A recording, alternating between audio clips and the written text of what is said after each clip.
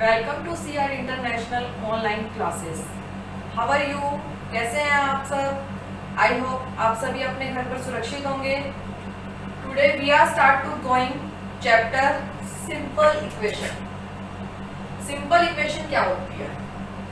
आपने 6th class में variables के बारे में पढ़ा था कि वेरिएबल्स क्या होते हैं।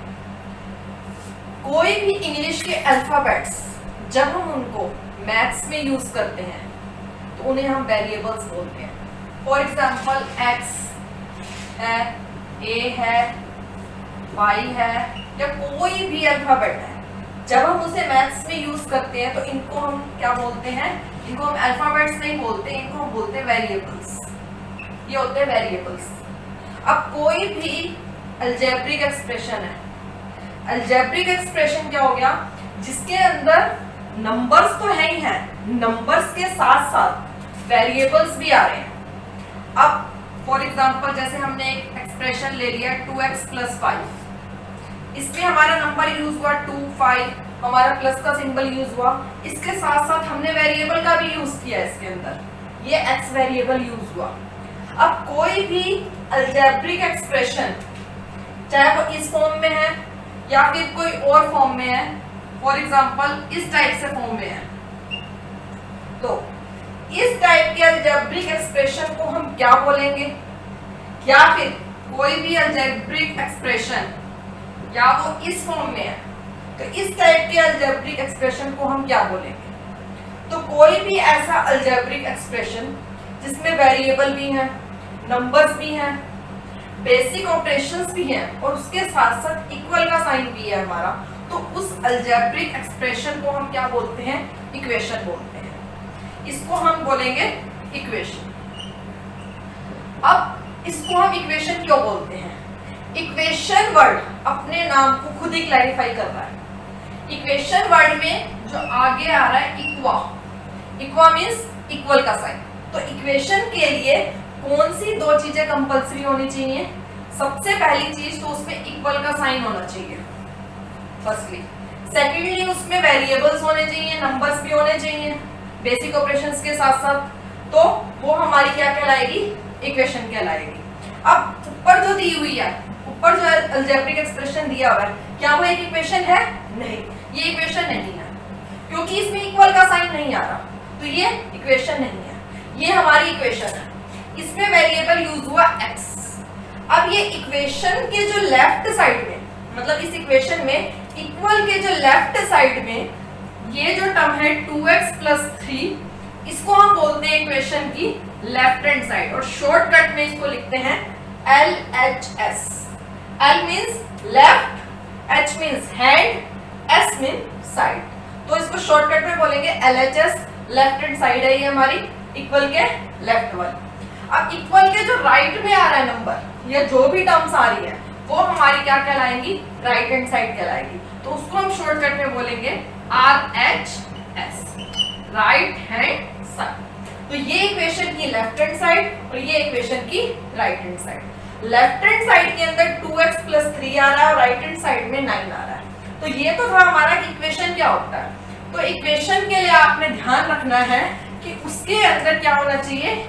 इक्वल का साइन जरूर होना चाहिए, तो वो हमारी इक्वेशन तभी कहलाएगी। अगर उसमें ग्रेटर का साइन या लेस देन का साइन आता है या और कोई सिंबल यूज हो जाता है तो वो इक्वेशन नहीं होगी। सिंबल कोई भी इक्वेशन बनाने के लिए हमारे को कुछ ऐसे वर्ड्स हैं जो उनके शॉर्टकट से याद करने पड़ेंगे। जैसे कि सम वर्ड आ जाए अगर कोई भी एक स्टेटमेंट के अंदर, उसको हमने अलजेब्रिक एक्सप्रेशन की फॉर्म में लिखना है, तो सम का मतलब क्या होता है? प्लस। सम किस लिए यूज होता है? प्लस के लिए। इसके बाद अगर आ जाए डिफरेंस, डिफरेंस का मतलब क्या होता है? माइनस। प्रोडक्ट, प्रोडक्ट का मतलब होता है मल्टीप्लाई, और क्वोशिएंट का मतलब क्या होता है? डिवाइड। तो ये कुछ वर्ड्स मैं आपको बता रही हूँ, इन वर्ड्स के जो शॉर्टकट्स हैं, बेसिक ऑपरेशंस हैं, ये आपको याद रखने हैं। जहां भी स्टेटमेंट में ये वर्ड्स यूज होए तो आपने ये बेसिक ऑपरेशंस यूज करने हैं।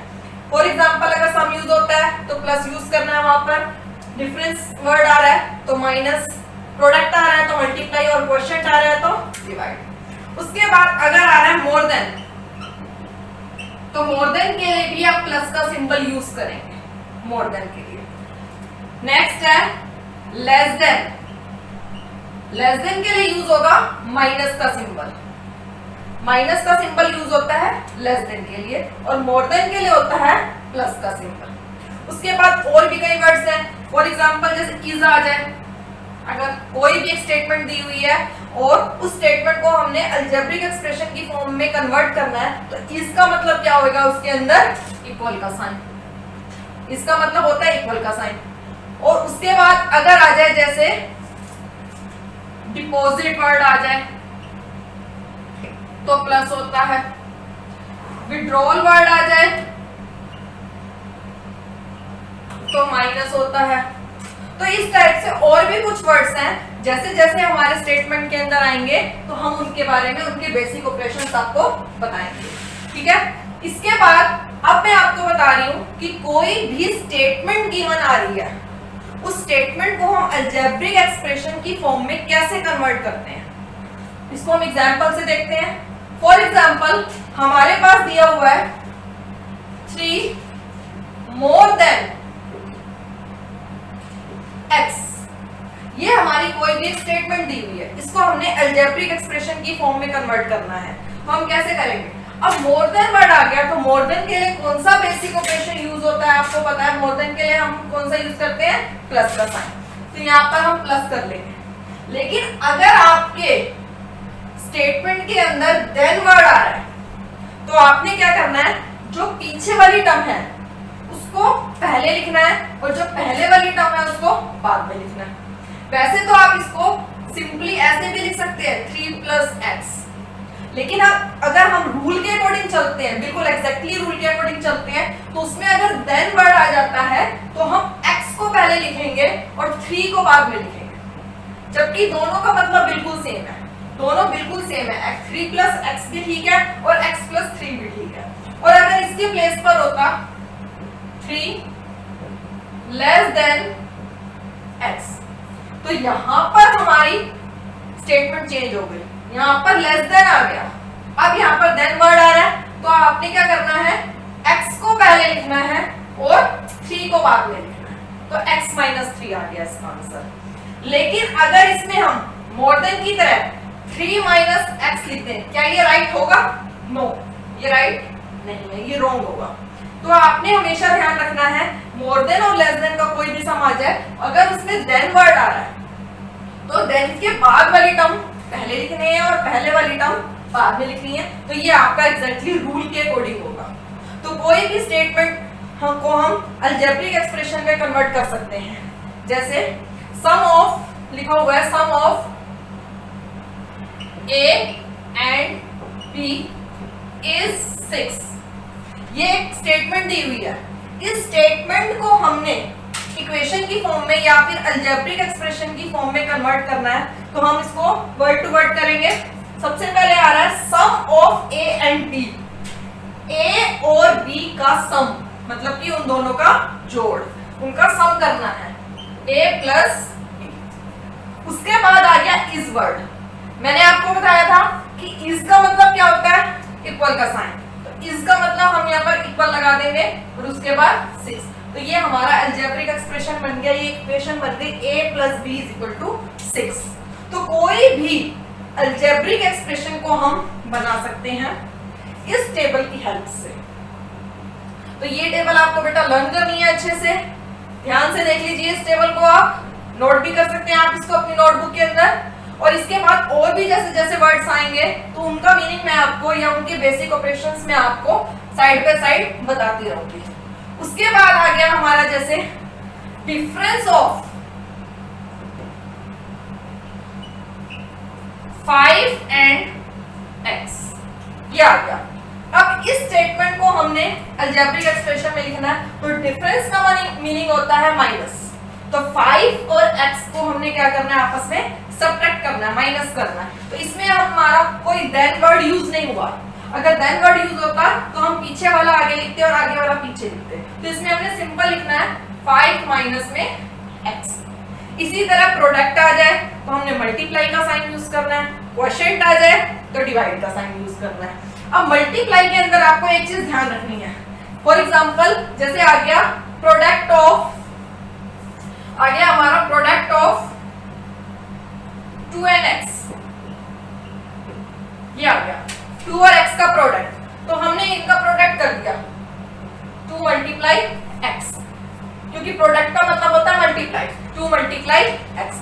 अब हम इसको इस 2 मल्टीप्लाई x को इस तरह से भी लिख सकते हैं 2x, क्योंकि एक नंबर और वेरिएबल जब भी मल्टीप्लाई होते हैं तो उनके बीच में मल्टीप्लाई का साइन लगाना कोई जरूरी नहीं होता है। आप उसमें मल्टीप्लाई का साइन लगा भी सकते हैं और नहीं भी लगा सकते हैं। तो इसको हम 2 मल्टीप्लाई x भी लिख सकते हैं और 2x भी लिख सकते हैं। लेकिन इसमें आपने क्या ध्यान रखना है कि वेरिएबल बाद में आएगा और नंबर पहले आएगा, तो नंबर को पहले लिखना है। जैसे आ गया प्रोडक्ट ऑफ 5 and y, तो क्या आ जाएगा 5 मल्टीप्लाई y या 5y, या फिर आ गया product of x and y, तो हम इसका प्रोडक्ट करेंगे तो शॉर्टकट में हम इसको बोलेंगे xy। तो इस तरह से कोई भी स्टेटमेंट है तो हम उसको अलजेब्रिक एक्सप्रेशंस के अंदर कन्वर्ट कर सकते हैं।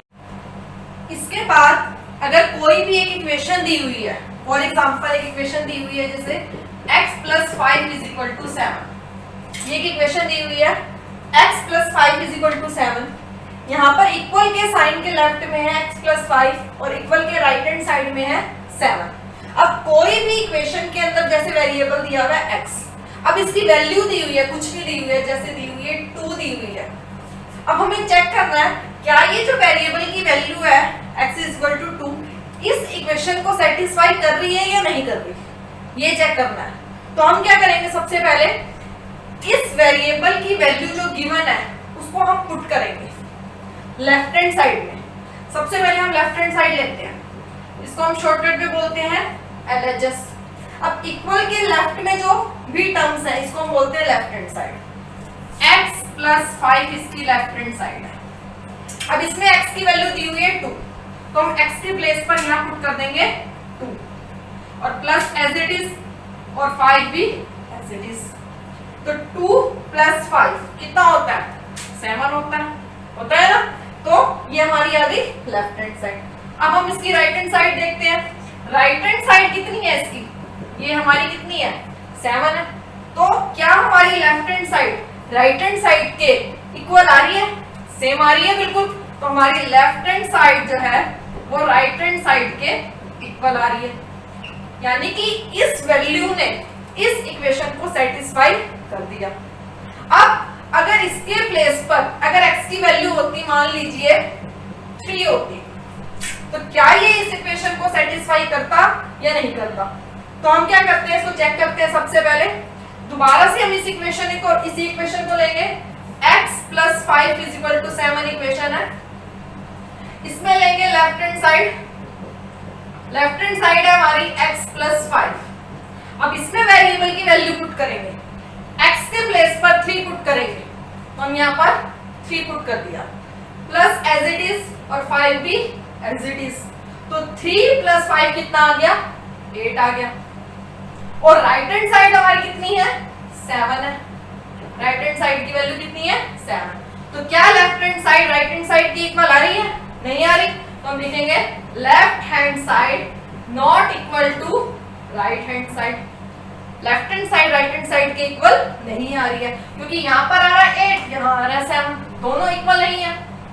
तो x की जो वैल्यू थी 3, उसने इस इक्वेशन को सेटिस्फाई नहीं किया, तो हमारा x = 3 इसका सॉल्यूशन नहीं है।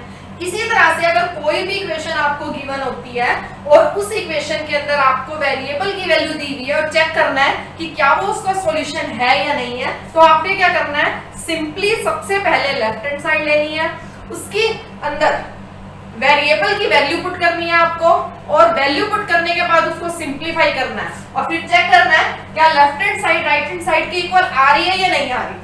अगर वो दोनों टर्म्स लेफ्ट हैंड साइड और राइट हैंड साइड बिल्कुल सेम आती हैं तो इट मींस वो उसका सॉल्यूशन होगा।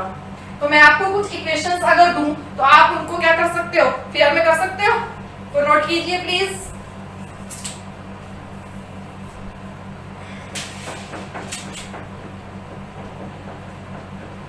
फॉर एग्जाम्पल मैंने आपको दे दिया x plus 9 is equal to 11 और इसमें मैंने आपको x की वैल्यू दे दी 3। ये चेक करना है क्या ये इसका सॉल्यूशन है। एक तो आपको ये क्वेश्चन करना है फर्स्टली चेक, सेकेंडली आपको चेक करना है y minus 3 is equal to 8, ये दे दिया। अब इसमें y की वैल्यू दे दी मैंने 5। चेक करना है कि y इज इक्वल टू 5 इसका सॉल्यूशन है या नहीं है।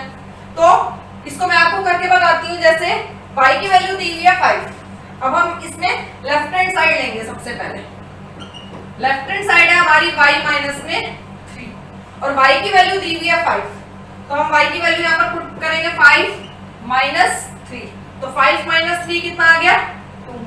और राइट हैंड साइड हमारी क्या है 8 है। अब क्या left hand side right hand side की इक्वल आ रही है? नहीं आ रही, तो हम लिखेंगे लेफ्ट हैंड साइड, ये हमारा नॉट इक्वल का साइन होता है बेटा। इक्वल का साइन लगाकर उसको कट करना, ये नॉट इक्वल का साइन होता है। तो left hand side not equal to right hand side, तो y इज इक्वल टू 5 लिखेंगे, y is equal to 5 is not solution of given equation, ये इसका सॉल्यूशन नहीं है। तो इस तरह से आज के असाइनमेंट में आपको इस इक्वेशन टॉपिक से रिलेटेड कुछ सम्स दिए जा रहे हैं। उन सम्स को आपने अपनी फेयर नोटबुक में करना है।